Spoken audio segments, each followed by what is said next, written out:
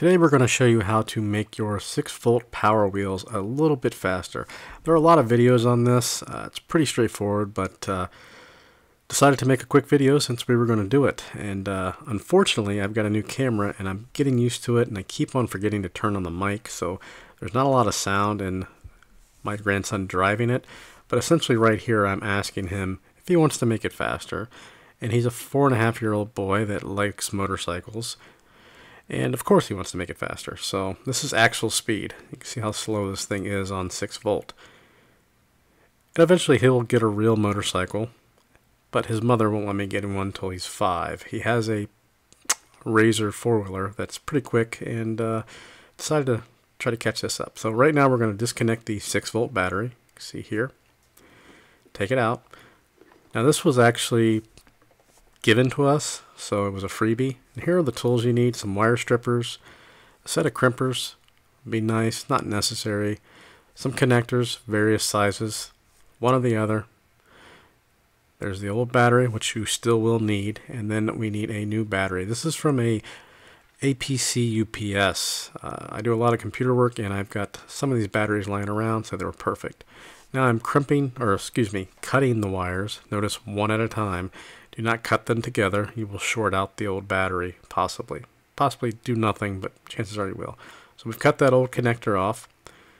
And now we're going to put on some butt connectors. Now, we're going to strip these first, but in a moment here you will see the butt connectors. These are just from your standard home improvement center. They are pretty easy to find, or a hardware or automotive store rather. Now you can see I'm putting a bullet connector on one end right here, which is the male, and then we're going to crimp it on. Now you could solder these on. This would probably be the best way to go, but we wanted to do something quick and easy so we can get this thing fast as soon as possible. Now we're going to do the negative. Now you'll notice on this one I'm going to use a female connection. This way there's no confusion. You're not going to mix anything up if you're in a rush. Here's the female connection. So we're going to put that on, and we're going to crimp that on as well.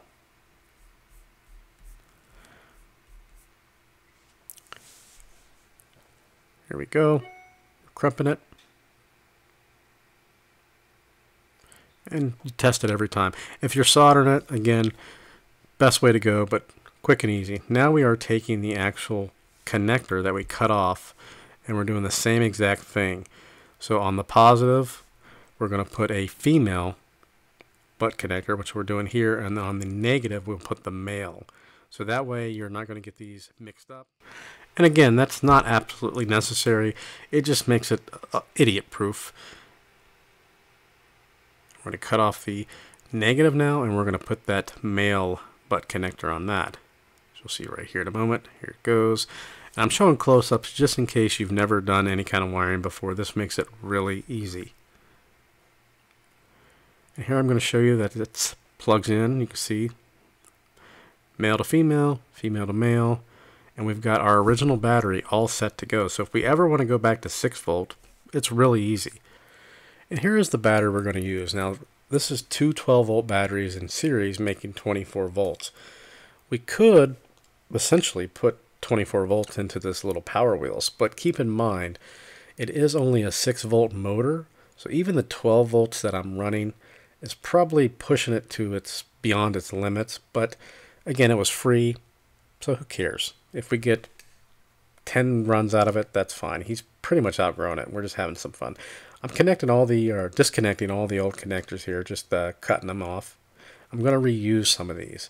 And now we're going to split the battery in half. These are just double-sided taped together. I'll keep the other one for another project because these are brand new.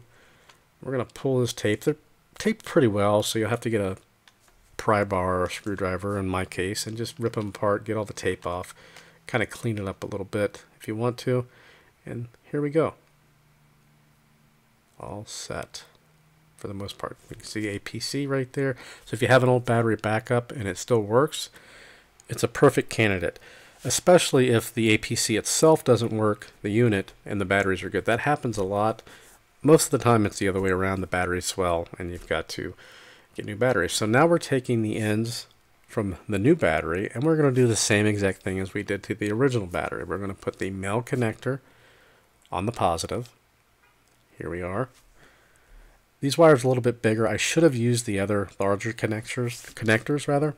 I think they were 14 gauge, but we're going to just use what we have and crimp them on. And then on the negative, we're going to also put the female in just a moment. Now, quick note, if you're going to use this often, you probably want to put an inline fuse on the positive. I did not do that. So be it, if it burns up, like I said. But if you want to keep this Power Wheels for other children or what have you, or if it's brand new, please put a fuse in line on the positive. You don't want anything frying or anything like that. That will prevent that. So I didn't do that. Fair warning. And now we're going to plug that connector into the new battery. So as you can see right now, we could swap. If we've got 2 kids, or if we want to slow it down, we've got a younger kid, older kid, we can go between 6 and 8 or 12 volt. Now we're actually putting the new battery into the Jeep. I'm just using a piece of cardboard to kind of keep it snug. It's not going to fall out. It's still not that fast. It's pretty quick, but it's going to stay in there. And before you go on a crazy rant about me mounting the battery sideways, you can mount this upside down. Do your research. It is a sealed lead acid battery. You could mount it any way you want. You're not going to have any problems. So please don't post comments about that. I've already done the research. You can see it's quite a bit faster. He took off and it started spinning. And this is actual time. This is not sped up at all. This is real time. This thing is pretty quick. Like I said, about double. Again, this is actual time. He is having a blast with this. He's swerving, doing a little bit of drifting with it pretty much. He was amazed. He was pretty happy. It's probably not as fast as his 24 volt Razor little 4-wheeler, as he calls a motorcycle, but it's a lot more fun. You can see it just zooms right along. Of course, he slams on the brakes right here. And now we're using a GoPro. Now this is sped up, obviously. This is 400%. I've got it mounted on the hood of it. But it's pretty quick. At the end here, he kind of does his little donut. And he's going back. And in a minute here, we're actually going to mount the camera on the side. Here we go. We're actually going to go around the block in my neighborhood. It's about a mile. I'm following him on the bicycle. I'm obviously not letting a 4.5-year-old go around by himself. But we did not notice any decrease in performance, no drop around the entire neighborhood. We could have went probably 3 more times. So I would say this is a complete success, even if it would have blew up on the first run, because he's having a blast. That's all that matters to me. And it didn't cost anything. $2.30 for connectors. That was it. So enjoy.